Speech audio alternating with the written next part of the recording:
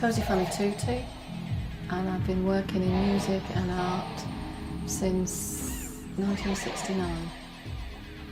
All my work is experiential. It's all from life. That is the thing that really brings everything together, is that it's taken from my life and my observation and assimilation of things that have happened to me and people around me in the world, basically.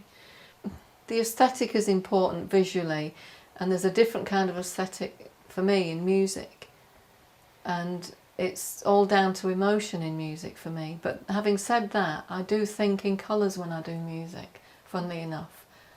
I quite often have a visual image in my mind. If you look at Cornelia Parker and you see the exploded shed, her crushed wind instruments and everything, breathless, those immediately for me aesthetically are beautiful.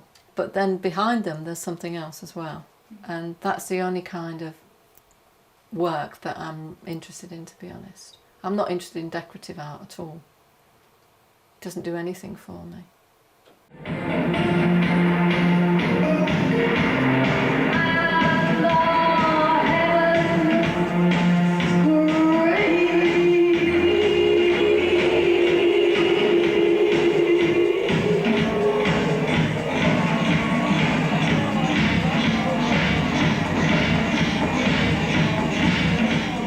I mean, you had the Beat generation, then you had the hippies, and you think of all the kind of loosening up of social values and art values as well that preceded the 70s. You're talking about a generation that was brought up on that kind of attitude, which was me.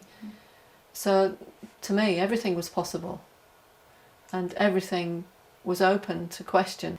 The kind of work I did in the 70s, for some reason, is still uncomfortable for people now, and I would have thought that we'd come a long way since then, but I don't think we have. You know, like you get Thatcherism and people want it as a career. You can make money out of art, which is the huge debate still now with Damien and everybody else.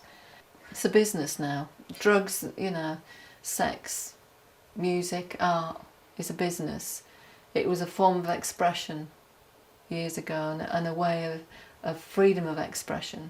Even with drugs, like in the 60s and early 70s, it was about what you could get out of the experience.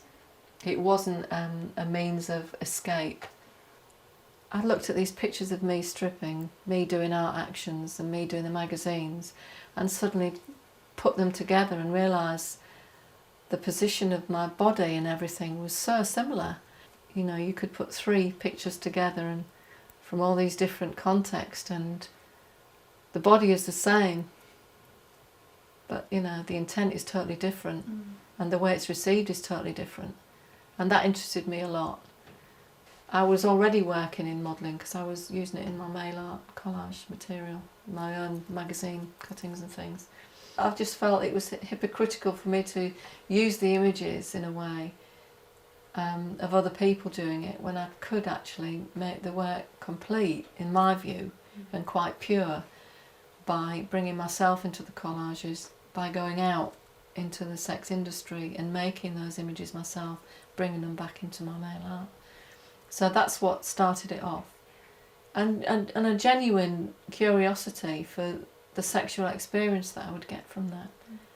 I've never been interested in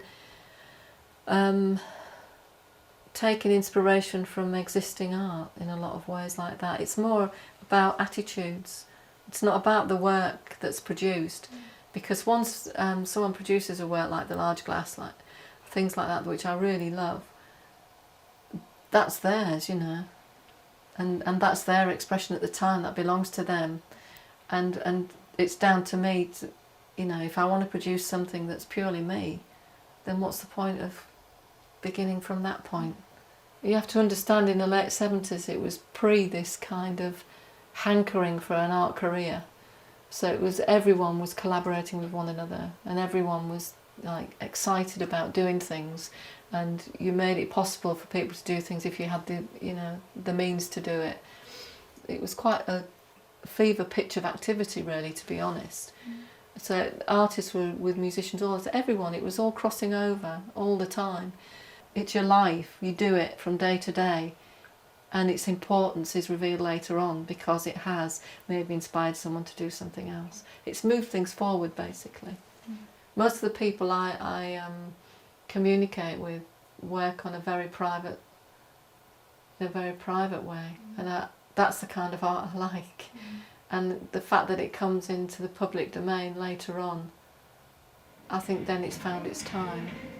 So I mean, it's a bit like my work in a lot of ways. The work that I did 30 years ago suddenly has a place.